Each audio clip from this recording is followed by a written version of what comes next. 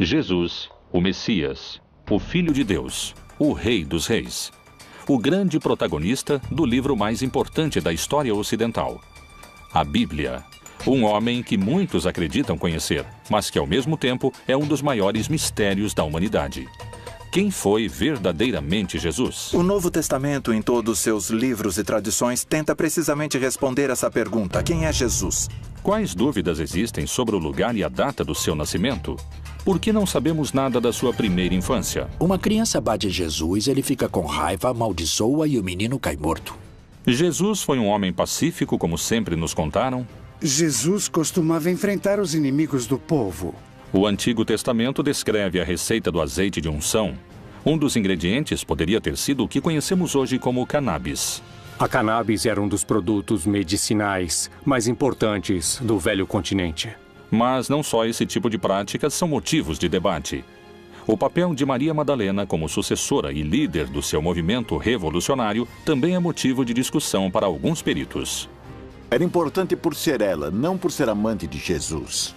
Jesus foi um homem comum? Jesus é um brincalhão sarcástico que zomba da ignorância dos seus discípulos. Ou, como dizem as profecias bíblicas, o Filho de Deus? Foi o líder dos cristãos ou foi o Deus de outra religião? Jesus se vê como o Filho do Sol.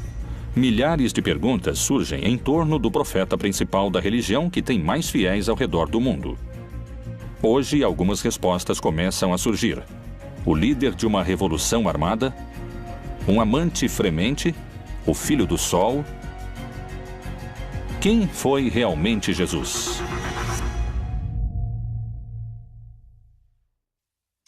Belém, Palestina. Segundo a tradição cristã, foi aqui onde se iniciou a era que mudaria para sempre a história da humanidade. Os evangelistas não concordam com o lugar de nascimento de Jesus.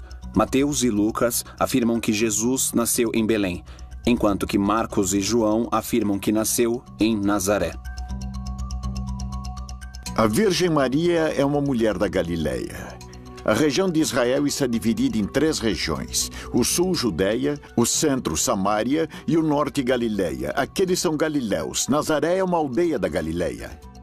Então, um bom judeu tem que ser da Judeia e não da Galileia. Esses últimos seriam da periferia. Como descendente de Davi, o Messias devia nascer na zona davínica, por assim dizer, em Judá, em Belém. Como chega a Nazaré vindo de Belém, é também parte dos relatos que devem ser construídos. Lucas, que é quem faz o trabalho historiográfico mais importante, usa como dado de referência histórica um censo de Augusto César, e é na época de Herodes o Grande, em Jerusalém. Então, por motivo do censo, José vai a seu lugar de nascimento para o censo. Alguns dos historiadores não encontram o censo de Augusto naquela época. Eles encontram um censo de Herodes Antipas de 10 anos depois. É um censo local, não é um censo imperial. E os censos locais não se faziam no lugar de nascimento e sim no lugar onde a pessoa vivia. Por isso, alguns dizem que o censo não coincide historicamente. Isso tem a ver com que, na verdade, Jesus não pôde ter nascido em Belém por questões de cronologia histórica, e sim ter nascido em Nazaré. Os 4 evangelhos que formam a Bíblia falam sobre a opressão do domínio do Império Romano sob a qual o povo de Jesus vivia. Porém, não concordam com o lugar concreto do nascimento de Jesus. Essas divisões começam nas Escrituras. Jesus nasceu na aldeia de Belém, Bethlehem, em hebraico, derivado de Bet, casa, e Lehem, pão. É um lugar pequeno, uma aldeia, onde tinha nascido o rei Davi. A história no Evangelho de Mateus e no Evangelho de Lucas diz que quando Maria engravidou, ela morava em Nazaré. Nazaré é uma outra região. Está na região da Galileia. Está no norte do país. Nazaré, Israel. Uma pequena cidade em que hoje moram apenas 70 mil habitantes. está localizada a 115 quilômetros de Belém. 2 milênios atrás, essa viagem demorava quase uma semana e era em um território desértico, onde você podia morrer de desidratação ou como vítima de ladrões e bandidos. Mas por que fariam uma viagem tão perigosa e complicada? Por causa da ordem que deu Augusto César de que, para realizar o padronamento, o censo, os homens com propriedades deviam voltar ao lugar onde tinham suas propriedades. José, que era descendente do rei Davi, teve que voltar a Belém, onde tinha suas propriedades, apesar de Maria estar grávida. O Messias tinha que nascer em Belém. Por isso que Herodes mandou matar todos os meninos da aldeia de Belém que tivessem menos de 2 anos. Quando Herodes mandou matar os meninos, Jesus foi levado por seus pais ao Egito. Mas quando Herodes morreu e José ficou sabendo, voltaram à Palestina para morar lá novamente. Mas não quis voltar a Belém, porque Aquelau, o filho de Herodes, era o governante e tinha medo de que continuassem procurando o menino. Ele preferiu voltar àquela cidade onde já tinha morado há alguns anos, onde conheceu Maria, a cidade de Nazaré. Nas páginas da Bíblia não há coincidências sobre o lugar de nascimento de Jesus. Não existem fatos históricos que garantissem que tenha nascido em Belém. No Evangelho de São João, Natanael, um dos seus discípulos, se referindo a Jesus, se pergunta: Disse-lhe Natanael: Pode alguma coisa boa vir de Nazaré? Cumpriram-se as profecias? É realmente escassa a informação histórica sobre os primeiros anos de vida de Jesus? Que outros dados misteriosos se encontram ao redor da figura de Jesus? Como esteve formada sua família? Jesus pôde ter tido irmãos? A igreja assegura que Maria era virgem. Não somente que foi virgem antes de conceber a Jesus, mas que sempre foi virgem. Por isso não podem admitir que Jesus teve irmãos. E então, já que os textos existem, eles tentam justificar dizendo que, quando a Bíblia fala em irmãos, pode querer dizer primos, porque, na verdade, dizem que no texto hebraico não há 2 palavras diferentes para primos e para irmãos. Mas o problema é que os textos estão em grego, e no grego há diferença entre essas palavras, e eles falam em irmãos. Não conhecemos suas irmãs, e falam de Maria, Susana e dos seus irmãos. Falam de Tiago e Judas. E mencionam, no mínimo, que tem 2 irmãs e 2 irmãos. E mencionam seus nomes. Não é este o filho do carpinteiro? E não se chama sua mãe Maria e seus irmãos Tiago e José, Simão e Judas? Como é possível que não existam registros da infância e da adolescência de Jesus no Novo Testamento? Com o Concílio de Nicéia, ficou uma lista inicial de livros canônicos exigidos, requeridos por Constantino. Ele reuniu os bispos de distintas igrejas para que chegassem a um consenso sobre quais eram os livros inspirados em Deus e aqueles que deveriam ficar de fora. Que enigmas contêm esses textos deixados de fora da Bíblia? Os evangelhos canônicos são também o resultado de diferentes teologias e interpretações de Jesus. Todos, em última instância, são diferentes tentativas de entender essa fé em Jesus, a qual, desde o começo, parece ter gerado polêmica entre os seus seguidores. Por isso, os evangelhos, tanto os canônicos quanto os apócrifos, refletem diferentes interpretações dessa mensagem original e histórica de Jesus. Os relatos dos evangelhos gnósticos tentam preencher as lacunas das coisas que não se falam nos evangelhos do primeiro século. E já que os evangelhos do primeiro século falam apenas de um rascunho da vida de Jesus entre seus 12 e 30 anos, eles vão se centrar em alguns relatórios da infância de Jesus, mas sempre apresentando um menino cheio de sabedoria de gnoses, ou seja, sabedoria infusa.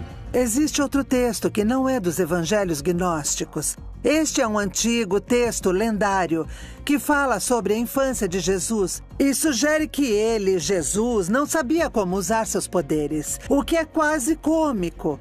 É como uma criança arteira que não sabe o que fazer com isso. Jesus é um homem de paz, mas não deve se confundir com o sentimento pacifista que entendemos nos nossos dias, porque vemos muitas vezes a Jesus com um temperamento forte, inclusive fazendo coisas que nos pareceriam violentas. Um menino que corria, esbarra e bate Jesus por detrás. Jesus fica com raiva, amaldiçoa e o menino cai morto. Então, até Maria não suplicar a Jesus que ressuscite o menino, o assunto não se resolve. A imagem de Jesus maltratando seus semelhantes seria inadmissível para o cristianismo. Poderiam ter escondido essa versão? É possível que essa tenha sido uma característica do verdadeiro Jesus? O jeito de Cristo de ser pacífico é o ensinamento de levar as decisões da pessoa ao nível mais profundo da consciência, a agir desde o interior, desde dentro. O ensinamento de Jesus sobre oferecer uma face quando te baterem na outra se transforma no ensinamento mais geral sobre não exercer violência contra aquele que te persegue. Não significa deixar o violento continuar na violência. Significa permitir que a vítima, ela mesma, se torne violenta a partir da violência padecida. E se o verdadeiro Jesus não oferecia outra face, como asseguram? O Império Romano tinha submetido a Palestina com muita restrição. Como todo império que põe restrições às suas colônias, por exemplo. O campo estava devastado. Esse era o contexto. Um país dominado por Roma. E muitos esperavam um Messias guerreiro que fosse libertá-los do Império Romano. De fato, Jesus era do norte da Galileia. A Galileia tem uma característica: tinha muitas guerrilhas de revolta contra o Império Romano. Foi Jesus o Filho de Deus ou um revolucionário armado insubordinado contra o poder do Império Romano? Quem foram seus mestres que o guiaram como líder da resistência, que seria contra a opressão do Império Romano?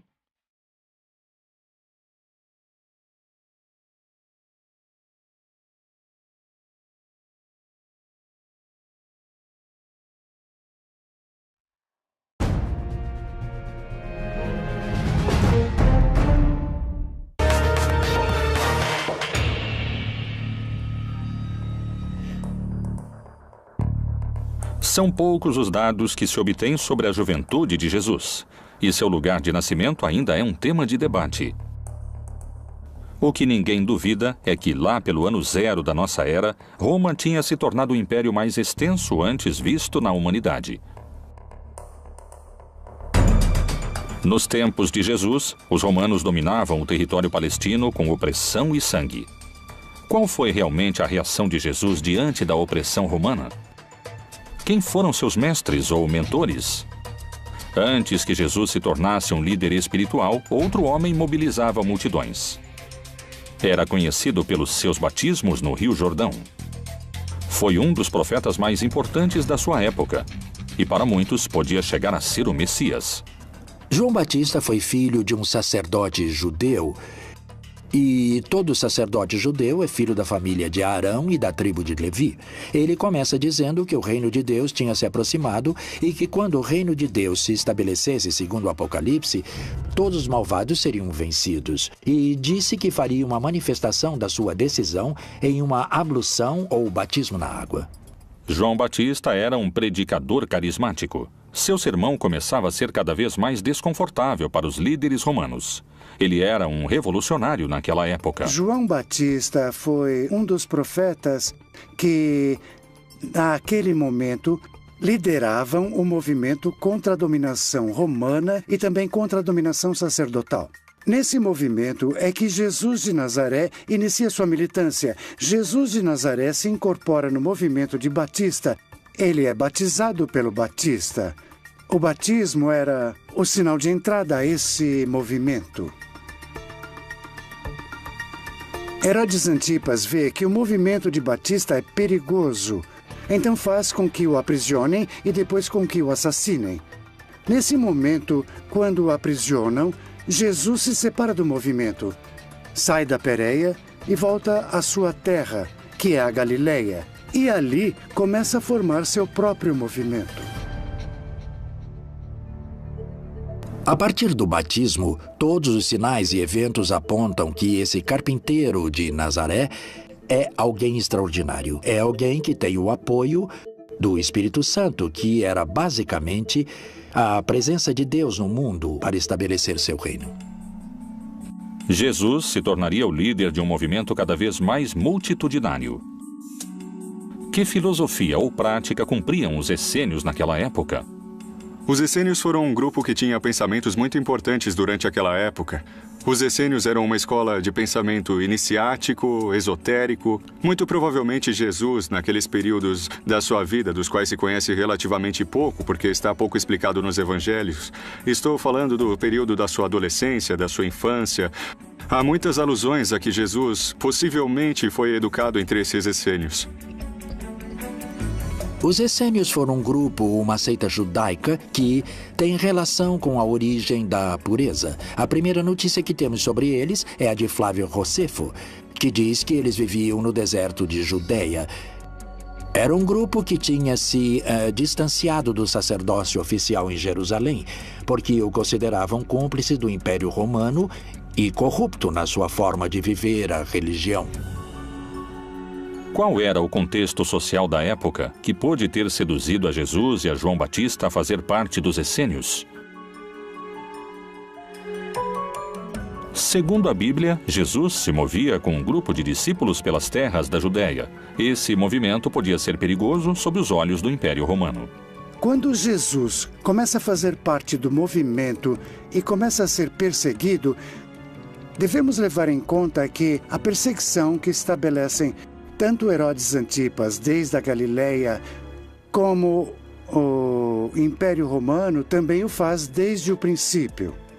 No Evangelho de Marcos, no capítulo 3, consta que os fariseus vão procurar os partidários de Herodes Antipas, para matar Jesus, para eliminá-lo. Por isso, Jesus nunca consegue entrar de fato nas cidades. A única vez que entra em uma cidade é em Jerusalém e lá o matam. Os seguidores do Império Romano não hesitaram em decapitar João Batista. Jesus colocava sua vida em perigo e o movimento devia ser muito organizado. E levantando-se dali, foi para os termos da Judéia, além do Jordão. E a multidão se reuniu em torno dele e tornou a ensiná-los, como tinha por costume. Ele expressa com muita clareza em um debate que acontece com seus próprios discípulos. Eles dizem para Jesus que quando se consolidar o reino de Deus, eles vão dividir o poder. E Jesus diz, vocês estão completamente errados porque não há nada para dividir. Porque vocês acreditam que o conceito de poder é a dominação, ou seja, que é a arquia. Daí que vem hierarquia, isto é, domínio sagrado.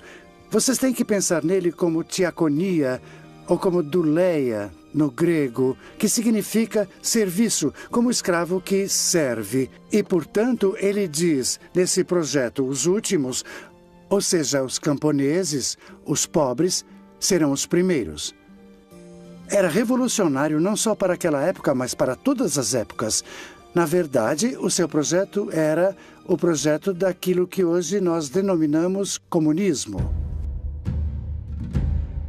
Quais poderiam ter sido os motivos pelos quais seu movimento teria aumentado a quantidade de seguidores exponencialmente? Evidentemente, os signos extraordinários que Jesus Cristo realizou puderam gerar um assombro e um crescimento no grupo daqueles que o seguiam. Os evangelhos, além de falarem sobre eventos pontuais de milagres, fazem sumários que também nos permitem entender quais seriam essas atividades. Teria realizado curas de enfermos, teria realizado exorcismos, ou seja, expulsão de demônios, teria realizado inclusive algumas ressurreições, ou seja, trazer à vida uma pessoa que estava morta. Teria realizado a multiplicação dos pães, teria caminhado sobre as águas. Portanto, uma série de sinais que nos demonstram que chegou o reino de Deus e que ele é uma pessoa autorizada, inclusive sobre as forças da natureza. Jesus percorria as terras da Judéia se protegendo dos romanos. Mas seu caminho tinha um destino claro. O mais perigoso de todos, onde o estavam esperando o poder judeu e os romanos, Jerusalém. A célebre entrada de Jesus em Jerusalém é uma revolta. Os camponeses iam cumprir um rito religioso e, portanto, iam cumprir esse rito entusiasmados. Mas, por outro lado, eles se encontravam no templo com seus dominadores, os sacerdotes, os quais tinham no templo as escrituras de suas propriedades que eles deveriam entregar. E por isso se dá o surto ali no templo. E é ali que Jesus manda embora os mercadores do templo. Mas além disso expressa que o templo é como a figueira que não dá frutos. Ou seja, o templo é como essa árvore estéril que não dá frutos e que por isso deve ser queimada. E tendo feito um azorrague de cordas, lançou todos fora do templo, bem como as ovelhas e os bois, e espalhou o dinheiro dos cambistas e virou-lhe as mesas. Aqui é onde vemos esse Jesus com essa força, essa coragem, essa raiva que é capaz de iniciar um projeto contra os dominadores. A partir desse momento, os fatos acontecem com uma velocidade assombrosa. Ora, os príncipes dos sacerdotes e os anciãos e todo o conselho buscavam falso testemunho contra Jesus para poderem dar-lhe a morte. E levantando-se o sumo sacerdote disse-lhe: Não respondes coisa alguma ao que esses depõem contra ti? Jesus é aprisionado depois de uma conspiração mais ou menos extensa, depois que Judas, o traidor Judas Iscariotes, concordou com as autoridades que o entregaria. Jesus teria celebrado a última ceia, teria jantado com seus discípulos, uma celebração em contexto pascual. Teria ido até um jardim, o Jardim das Oliveiras, do qual ainda conservamos o nome e a localização, o Jardim de Getsemane, e teria sido aprisionado. Depois teria sido julgado tanto pelas autoridades do Templo de Jerusalém, quanto pelas autoridades romanas, nesse caso Pilatos. Depois do julgamento, Jesus é torturado, crucificado e assassinado. O único castigo era a cruz, e a prova é que quando Jesus morre, não está só. Há 2 homens ao seu lado, e que, segundo a tradução no grego, não são simples ladrões. Eles também estavam sendo mortos porque eram personagens que tinham tentado fazer alguma mudança dentro da sociedade, mas não conseguiram, porque, há um sistema que oprime tão forte que o castigo era a morte. E o mesmo lhe lançaram também em rosto os salteadores que com ele estavam crucificados. Apesar de que especialistas e eruditos concordam com esse dado histórico, há interpretações sobre outros aspectos da vida de Jesus, onde os posicionamentos são muito diferentes. Novas leituras da Bíblia indicam, por exemplo, que naquela época Jesus tinha contato com o mundano. Poderia ter utilizado drogas como um caminho de conhecimento divino e de cura?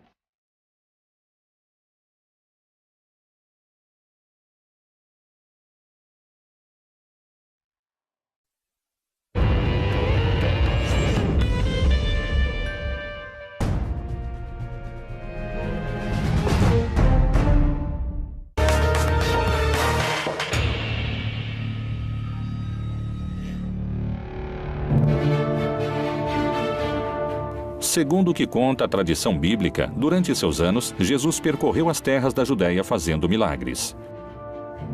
Para alguns teólogos e estudiosos bíblicos, Jesus tinha contato com o profano e terreno. E na vida comunitária, as drogas cumpriam um papel central. Poderia ter utilizado drogas como um caminho de conhecimento divino ou de cura? Possivelmente utilizou essas plantas. Jesus também utiliza plantas medicinais para suas curas. É bem possível. Em Mateus, pode-se ler que Jesus cura a sogra de Pedro.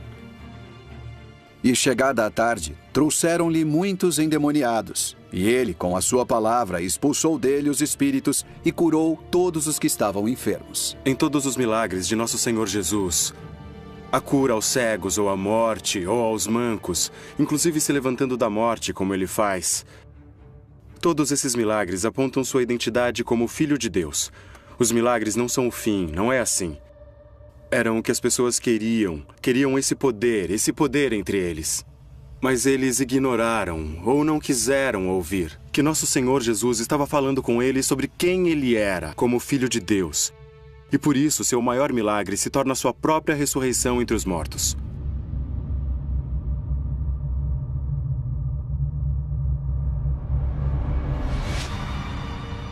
Por onde ele passasse a mão dele, a saúde se propagava.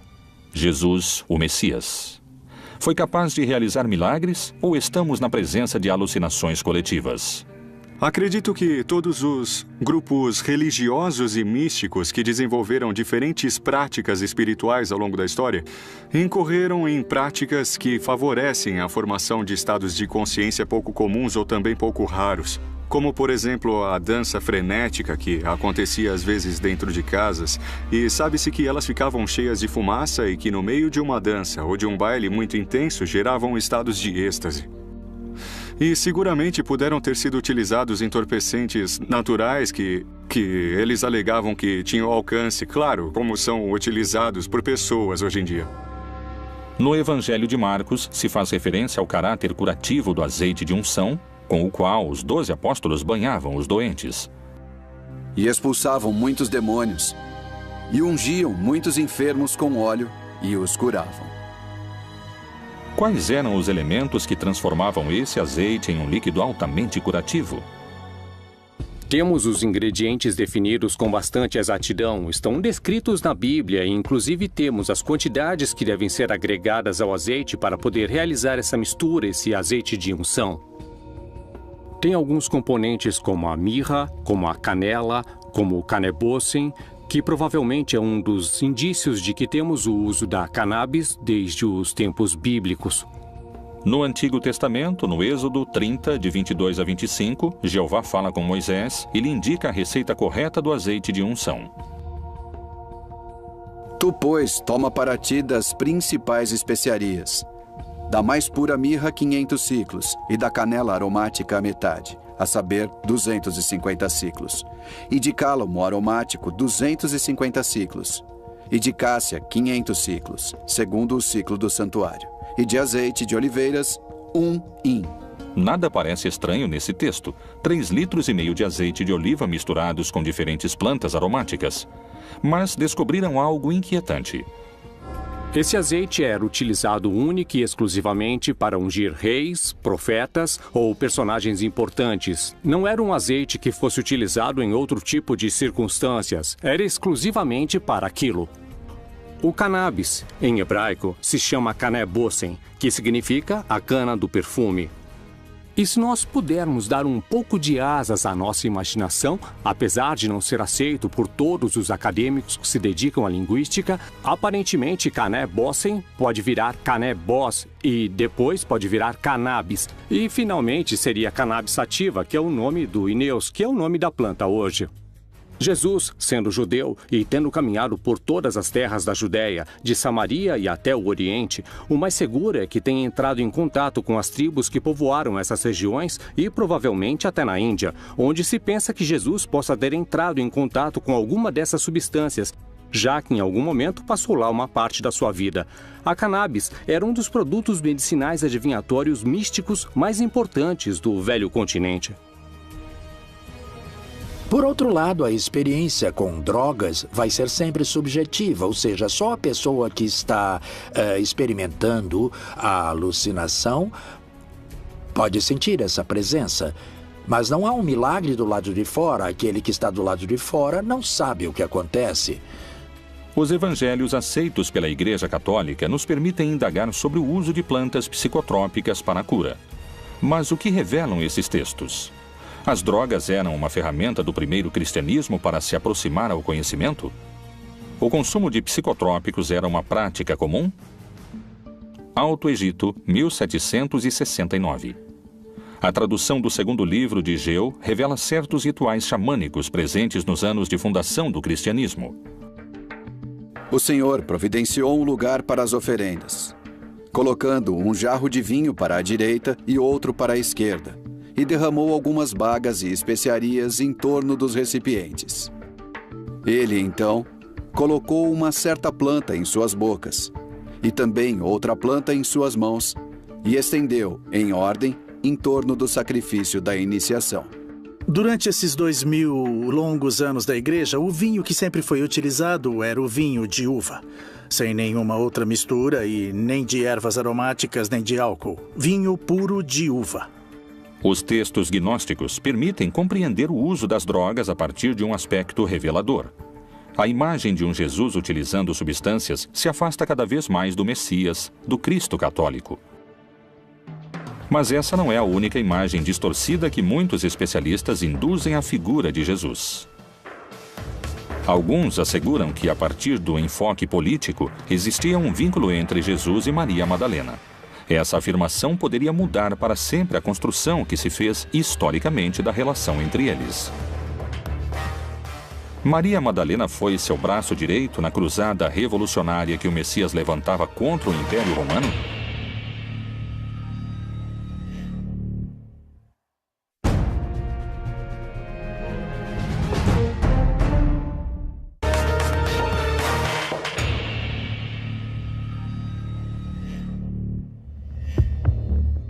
O uso das plantas com poder curativo continua sendo um dos mistérios que cercam a vida de Jesus. Mas não só esse tipo de práticas são motivo de debate. O papel de Maria Madalena como sucessora e líder do seu movimento revolucionário também está em discussão, segundo especialistas. Maria Madalena é, para mim, tirando a Maria, mãe de Jesus, a mulher mais relevante nos evangelhos. É tão importante que eu acompanho como apóstolo durante todo o percurso. Sim, ela foi uma discípula realmente muito querida, ao ponto de ser a primeira que consegue perceber que Jesus havia ressuscitado. A primeira a quem que Jesus ressuscitado à vida fala, e é a ela que é dada a missão de dizer a todos os apóstolos, incluindo Pedro, que Jesus voltou à vida. Então ela tem essa missão. Isso lhe dá um papel importantíssimo nos evangelhos. Digo novamente, depois de Maria, a mãe de Jesus, é a mulher que eu arrisco a chamar praticamente de apóstolo.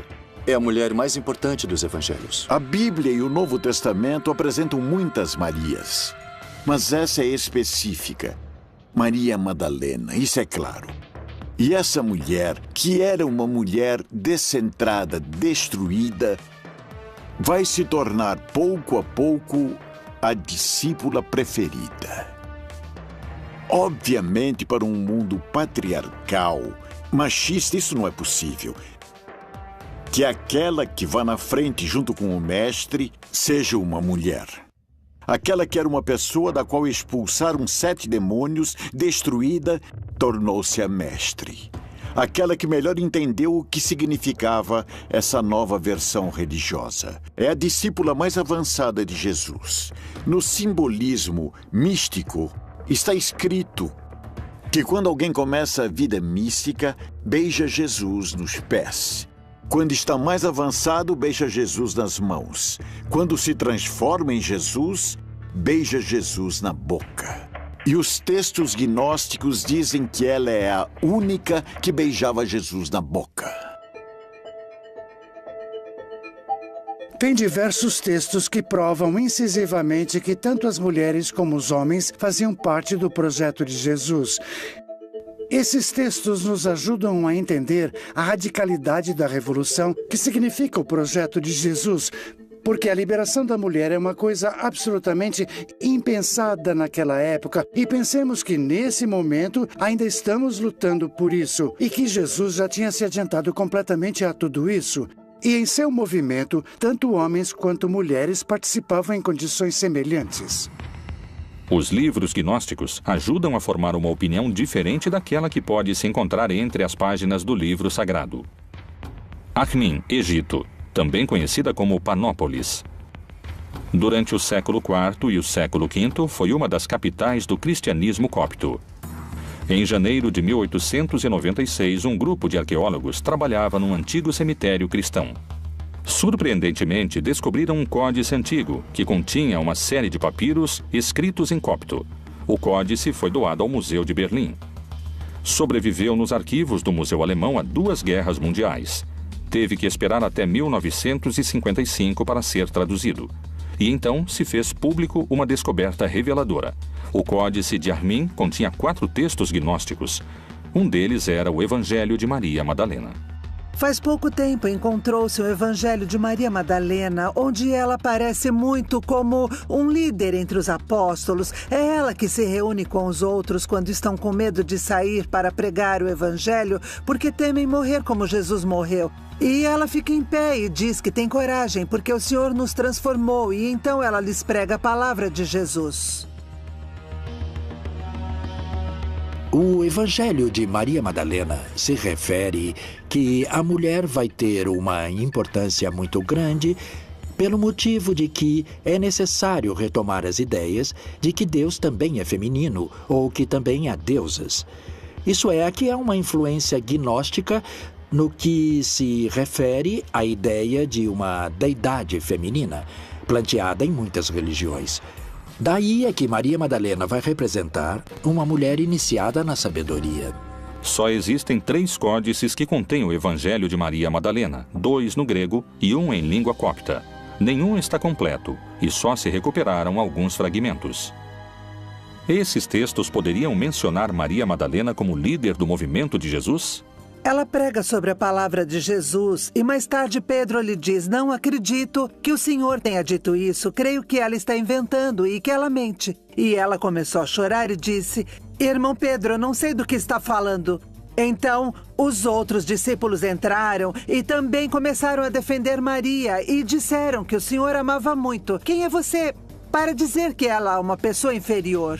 Depois de ter dito isso, Maria Madalena se calou. Pedro respondeu e disse aos irmãos: dizei o que tendes para dizer sobre o que ela falou. Eu, de minha parte, não acredito que o Salvador tenha dito isso. Então, Pedro ainda estava com raiva de Maria. Mas Maria ganhou a discussão no Evangelho secreto, que nunca fez parte do Novo Testamento, talvez por esse motivo. Nos canônicos, Maria Madalena é a testemunha da morte, da sepultura e da ressurreição. A primeira pessoa a quem ele fala é a mulher chamada Maria Madalena. O fato de que Jesus fale com Maria Madalena antes de falar com qualquer outro dos discípulos poderia significar que é ela quem ele escolhe como sucessora do seu movimento? Era uma mulher que era importante por ser ela, não por ser amante de Jesus. Obviamente, porque Jesus morto lhe deixa o poder à amante. E pega o valor e pega a força de ser a líder de uma comunidade religiosa sendo mulher. E a envia a anunciar a seus homens que ele está ressuscitado. Pedro entra no túmulo e não o vê. Quando Pedro sai, ela entra e é com ela que ele fala, não com o homem. E ela tromba com ele e não o reconhece. E ela pergunta: onde você colocou o corpo do meu senhor? Então ele a chama por seu nome. Miriam, ele diz. Quando falam teu nome, você sabe que é você sujeito.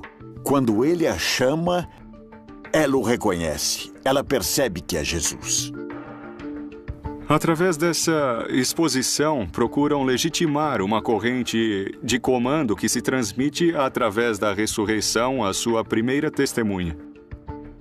E Jesus, tendo ressuscitado na manhã do primeiro dia da semana, apareceu primeiramente a Maria Madalena, da qual tinha expulsado 7 demônios. Ela é de uma cidade, Migdal. Por isso é Maria Madalena ou Migdal. Migdal quer dizer torre fortificada. No lago de Tiberíades havia um porto de pescadores. Ela é de Migdal, por isso seu nome era Miriam, Maria de Magdala. O fato de Maria Madalena não levar unido o nome ou o sobrenome do seu pai ou do seu marido, mas o da sua cidade, indicava na época que era alguém independente. Não estava submetida a outras pessoas e tinha autoridade para fazer parte do grupo de Jesus. Uma mulher tão renomada como Madalena é sempre citada como a mulher de Magdala, ou seja, a Madalena. Esse é um título de homem, não é um título de mulher, porque as mulheres sempre eram citadas como mulher, esposa de ou filha de, mas não como mulher, cujo sobrenome é o lugar onde ela mora. Isso era comum nos homens. Em contrapartida, Madalena já carrega um valor em si. Como pedem alguns pesquisadores, talvez seja o momento de revisar o legado histórico de Maria Madalena e descobrir se ela foi a verdadeira líder que levou adiante o movimento de Jesus depois da sua morte. Outro mistério percorre o projeto do Reino de Deus. A Igreja Católica teria escondido um segredo que poderia questionar 2000 anos de cristandade? Qual é a assombrosa relação que existe entre o Filho de Deus e o Filho do Sol? Será que talvez eram a mesma pessoa?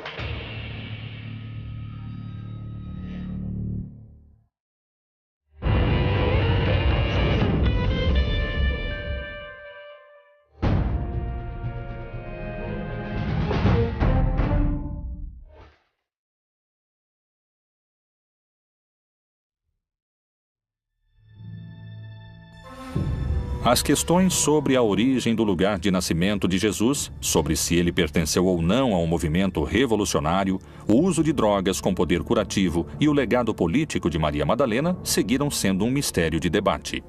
São muitos os dados perdidos na história de Jesus. Ir atrás das pistas ocultas na Bíblia é uma forma de descobrir seu verdadeiro rosto. Jesus pode ser a representação de outras crenças? Quando nasceu? Poderia não ter sido filho de Jeová, e sim filho do Sol?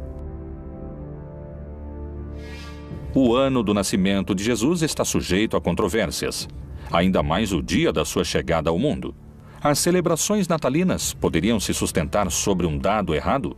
Qual é o vínculo que existe entre a data de nascimento de Jesus e a divindade Sol Invictus? Jesus se vê como filho do Sol. Porque a festa do 25 de dezembro é a festa do Sol. No solstício de inverno nasce um sol novo e forte. E no dia 25 de dezembro se celebrava a festa do novo Sol. Por isso, nessa festa pagã se monta a festa cristã da Natividade do Senhor. Historicamente, não temos o dia em que nasceu Jesus, nem o mês, simbolicamente, pelo Sol.